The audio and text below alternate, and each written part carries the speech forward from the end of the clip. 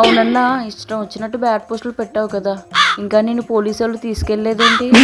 కదానా నన్ను ఎప్పుడెప్పుడు తీసుకుపోతాను ఎదురు చూస్తా ఉన్నావు కదా. అంత మాట అమ్మో ముసోడు వచ్చేసి తీసేయండి. ఏంట్రా మంచి కూర్చున్నారు.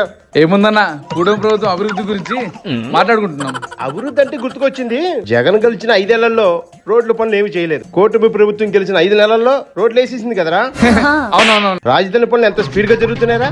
జంగిల్ కూడా క్లియర్ అయిపోయింది. జంగిల్ కూడా క్లియర్ అయిపోయింది కదా. ఆ జగన్ ఉన్నప్పుడు 3 రాజధానులు, జిల్లాకు ఒక ఎయిర్పోర్ట్ అన్నాడు. అసలు నమ్మేలాగా ఉన్నాయి రవి. లేదు అస్సలు నమ్మలేదు. అసలు ఏ ఆడపిల్ల గురించి బ్యాట్ పోస్టులు పెడుతుంటే కూటమి ప్రభుత్వం ఊరుకుంటుందిరా. ఊరుకోవట్లేదు. ఏదో కాలుతున్న వాసన వస్తుందండి. అమ్మో, ఈ వైసీపీ వాళ్ళు కాలిపోయేటట్టున్నారు.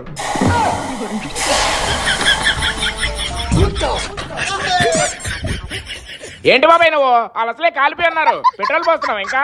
ఏంటి ఇది, కడుపులో ఎంత మంట పెట్టుకున్నారా.